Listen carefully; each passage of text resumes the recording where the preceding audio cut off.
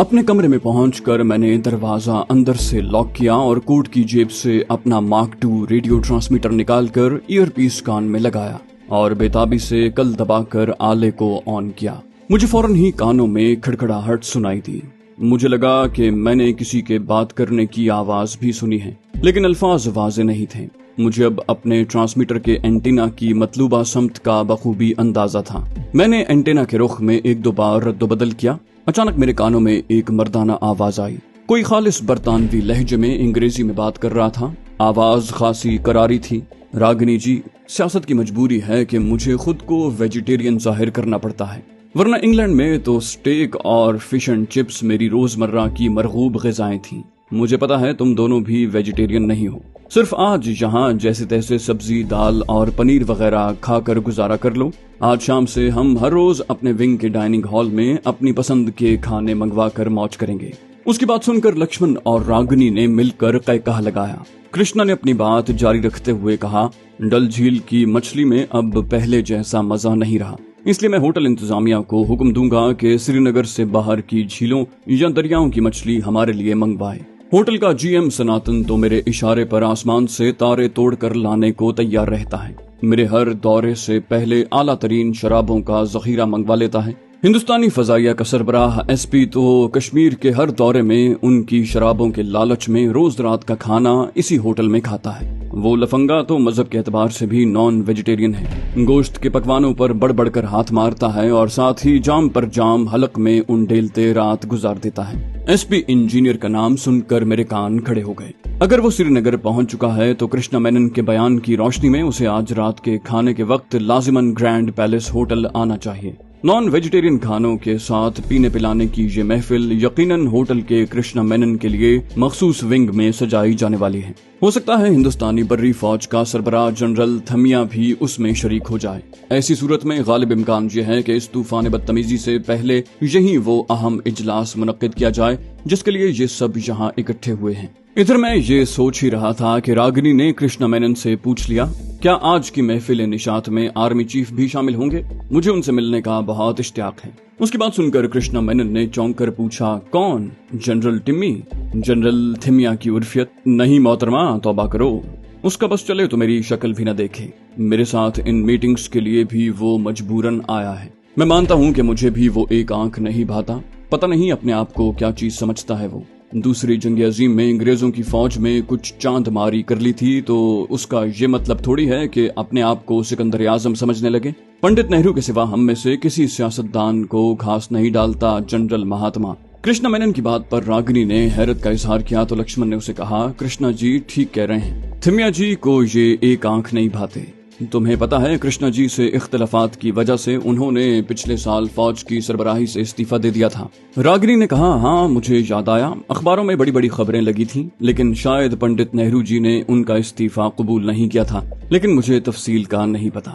کرشنا مینن نے کہا، میں بتاتا ہوں، مجھے پکا یقین ہے کہ جنرل ٹمی کو پاکستانی جرنیلوں والی ہوا لگ گئی ہے۔ جنرل ایوب کی طرح فوج کو پوری قوم کی قسمت بدلنے والی قوت سمجھتا ہے، سرکار کے دفاعی فیصلوں پر اپنی رائے تھوپنے کی کوشش کرتا ہے۔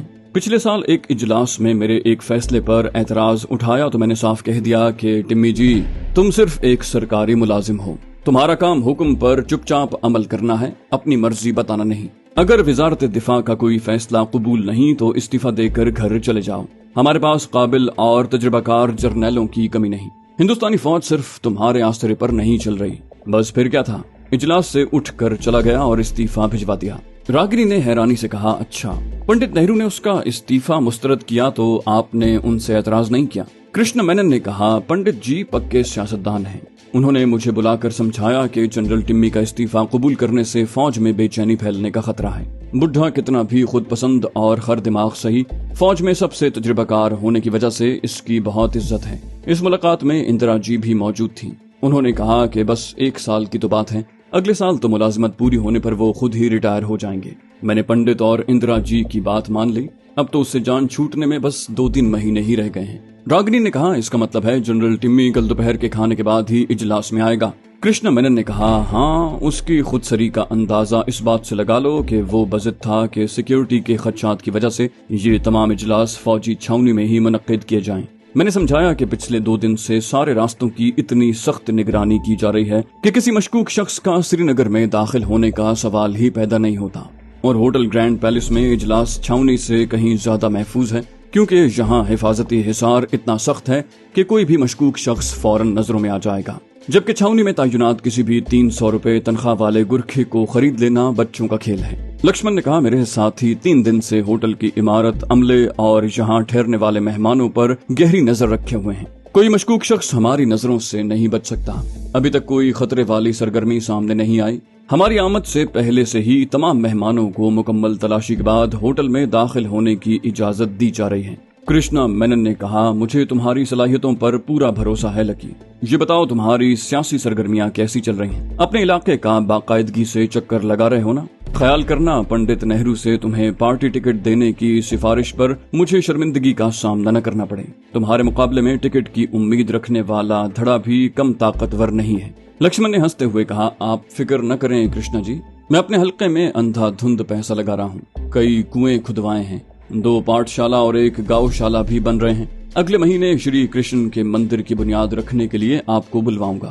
کرشنا مینن نے خوش ہو کر کہا، بہت خوب، تم ایک کامیاب سیاستدان بننے کے تمام گن رکھتے ہو، لیکن راگنی جی کو بھی اپنی سیاسی مہم کا حصہ بنا لو اور ان کی سپورٹ ویمن تنظیم کی شاخ اپنے حلقے میں بھی کھلوا دو۔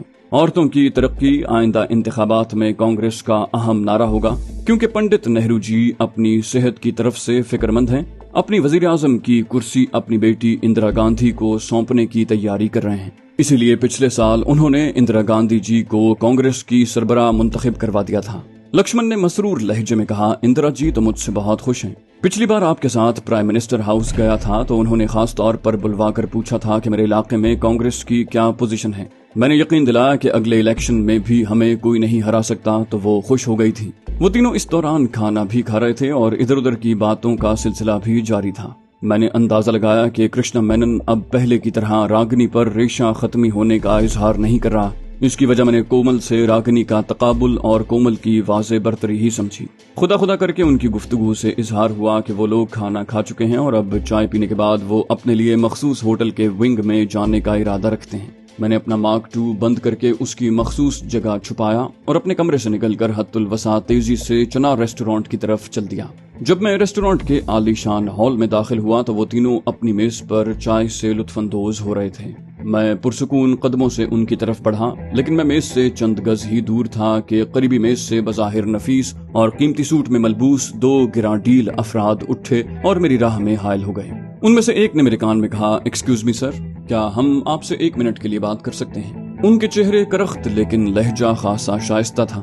میں نے مصالحانہ لہجے میں کہا، جی ہاں ضرور۔ ان میں سے سینئر دکھائی دینے والے اہلکار نے ہاتھ کے اشارے سے مجھے ایک طرف چلنے کو کہا۔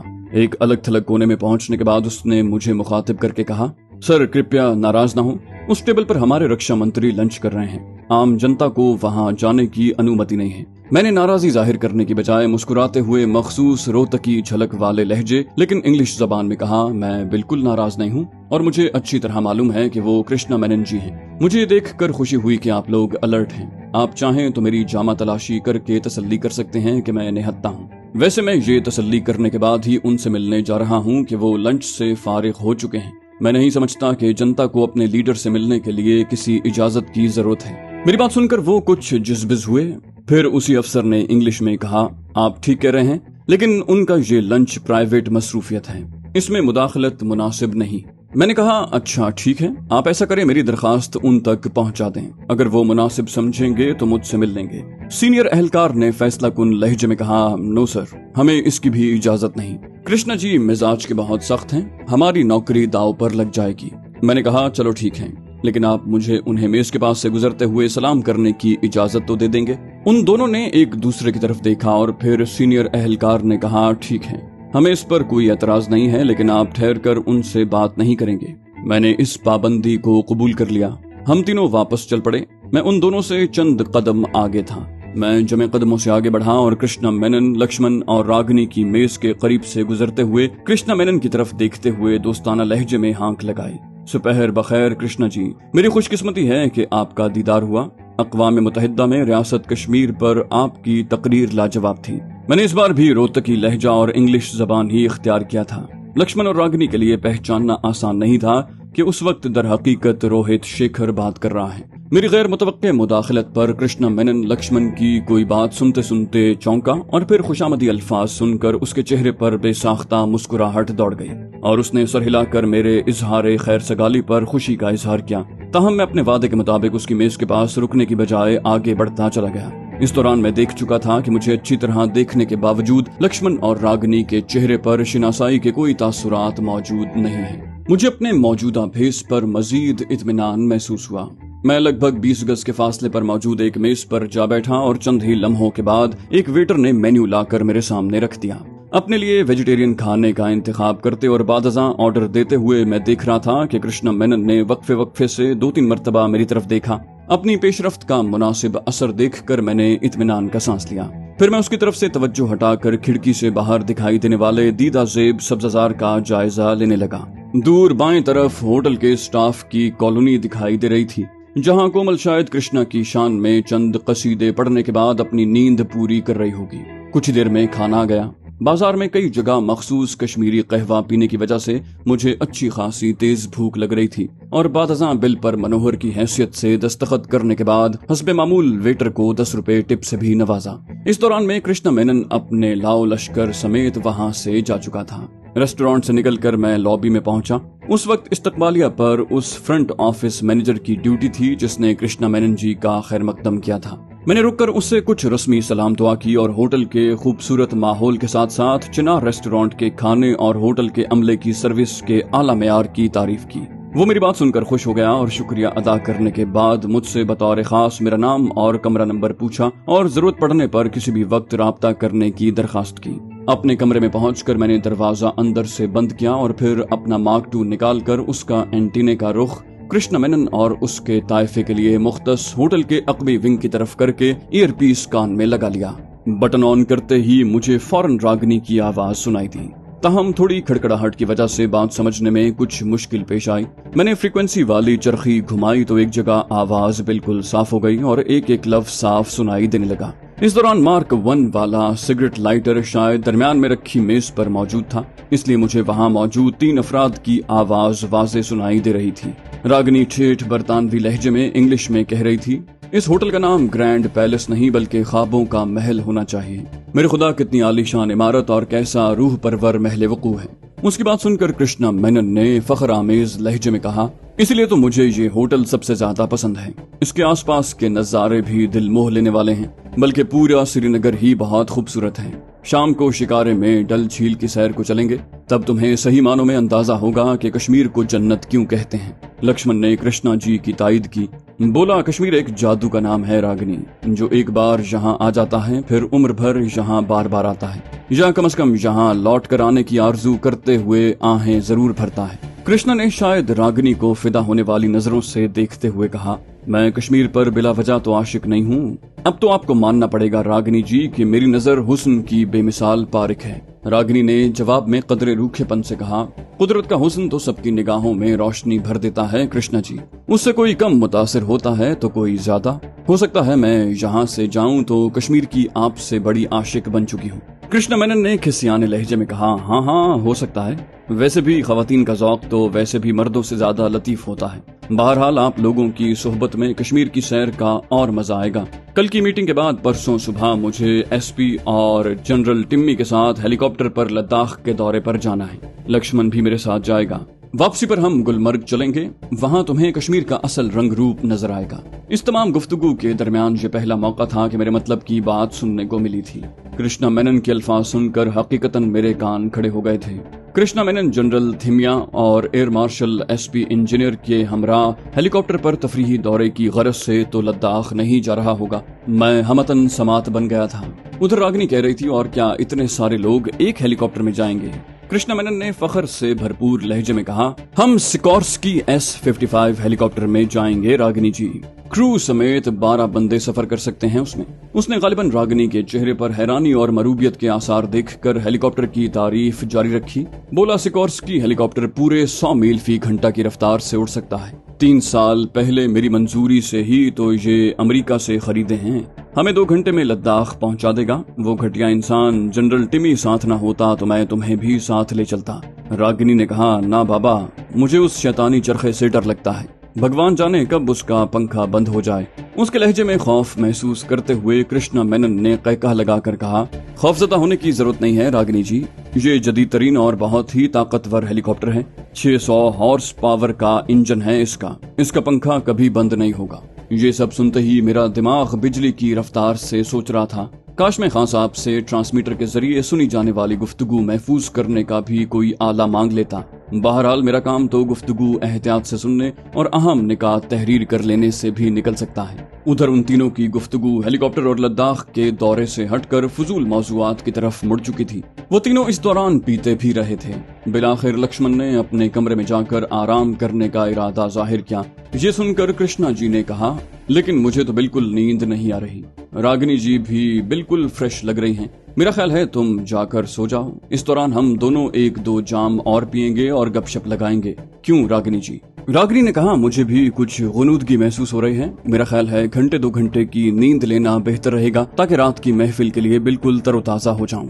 ये सुनकर कृष्णा जी ने एहतजाज और इल्तिजा की आमेजिश वाले लहजे में कहा, ऐसा जुल्म न करें रागिनी जी, मैं अकेले कैसे वक्त गुजारूंगा।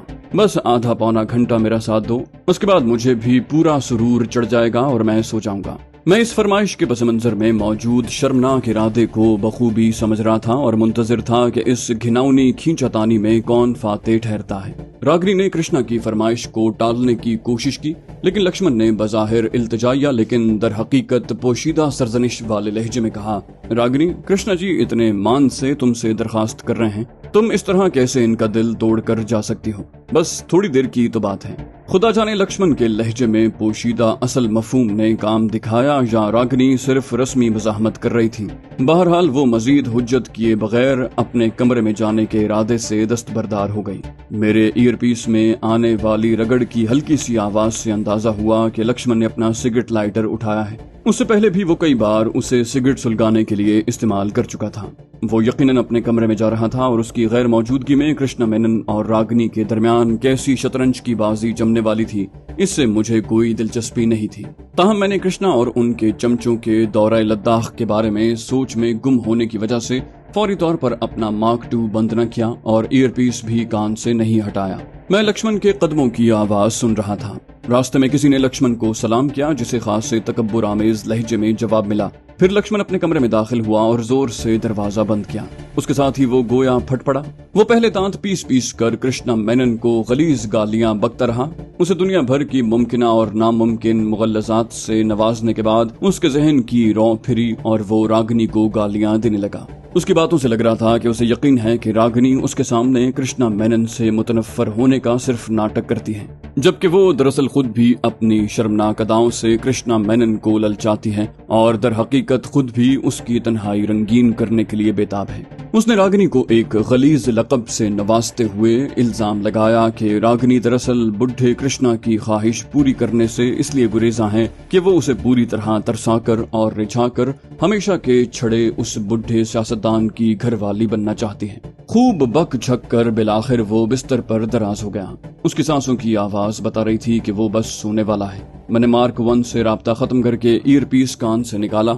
लक्ष्मण का ये रूप मेरे लिए दिलचस्पी का बायस था कि रागिनी और अपने शर्मनाक और पेचीदा रिश्ते के बायस वो कृष्णा मेनन के लिए दिल ही दिल में बुग़्ज़ रखता है। उसने रागिनी पर जो इल्जामात लगाए उनमें वजन होने या न होने से कतई नजर मेरे लिए ताज्जुब खेज जरूर थे।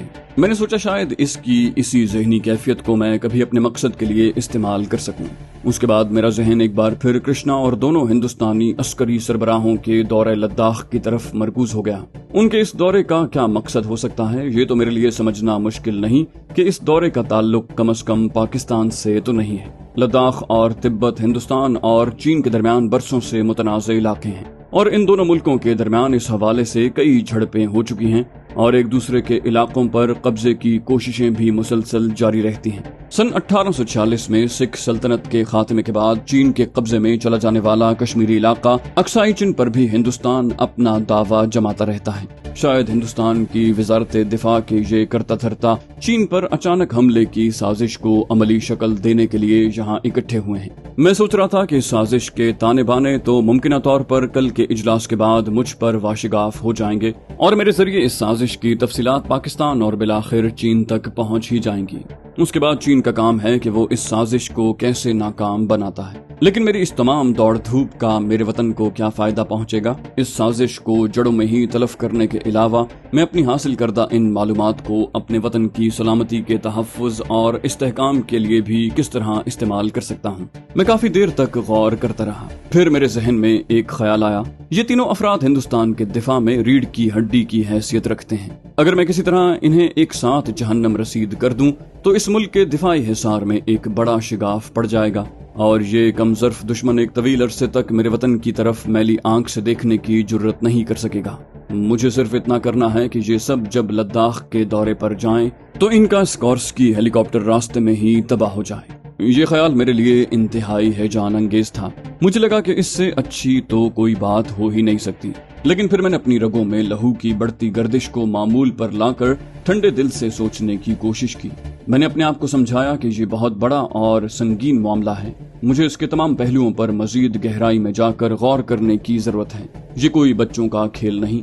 इस इंतहाई कठिन मिशन में कामयाबी ही जुए शीर लाने के मुतरादिफ है और इस कोशिश में नाकामी का मतलब दर्दनाक मौत है। अपने मकसद के लिए जान देना तो खैर मेरे लिए कोई मसला नहीं, लेकिन मैं कई ऐसे अहम मामलात अपने पीछे अधूरे छोड़ाया हूँ जो मेरे मुल्क की सलामती के लिए बहुत अहम है। दूसरी तरफ ये इम्कान भी अपनी जगह मौजूद है कि मेरी तरफ से सबोताज की ये कोशिश नाकाम हो जाए और मैं दुश्मन के हत्थे चढ़ जाऊं। उन्हें मेरी असलियत का पता लगाने में ज्यादा वक्त नहीं लगेगा। उसके बाद ये मुझसे मेरे जराए उगलवाने के साथ वो कुछ भी मनवाने पर तुल जाएंगे जो मैंने कभी किया ही नहीं। मुझे अब तक बस महदूद सतह तक ही अपनी कुव्वत बर्दाश्त की आजमाइश से दो चार होना पड़ा है। अब तो मैं लामहदूद वक्त के लिए हिंदुस्तानी फौज के माहिर तरीन तफ्तीशी अहलकारों के रहमो करम पर हूँगा। खुदा जाने अपनी कुव्वत बर्दाश्त के बारे में मेरा यकीन कब महज खुशफहमी या झूठा जोम साबित हो जाए और अपने वतन की सलामती के तहफ़्फ़ुज़ की धुन में उल्टा मैं अपने वतन के लिए बाइस से शर्मिंदगी और उसके दिफा के लिए खतरा बन जाऊं। मैं सोचता रहा लेकिन किसी हतमी फैसले पर न पहुंच सका। हत्ता कि सुपहर शाम की तरफ बढ़ गई।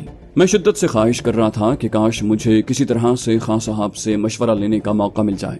ऐसा न हो कि अपनी कम फहमी में कोई ऐसा इकदाम कर गुजरूं जिससे मुझे हर कीमत पर इज्तनाब करना चाहिए। लेकिन मेरे पास दिल्ली में उनसे राब्ते का कोई महफूज जरिया नहीं था।